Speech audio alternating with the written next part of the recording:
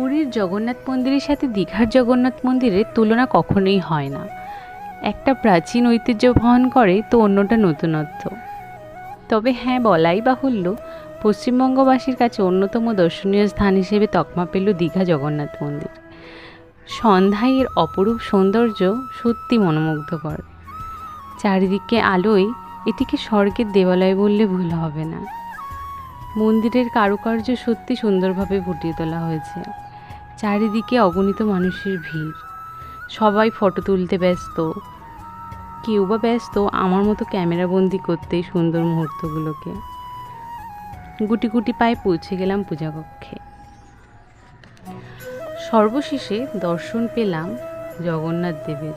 ভিতরের দৃশ্য দেখে আমি সত্যি আপ্লুত। সবাই ফটো তুলছে, কত মজায় আছে সবাই। সব জগন্নাথ দর্শনের জন্য সবাই এসেছে এখানে আজ। ভিড়ের মধ্যে যতটা সম্ভব ততটাই ক্যামেরাবন্দি করার চেষ্টা করেছি।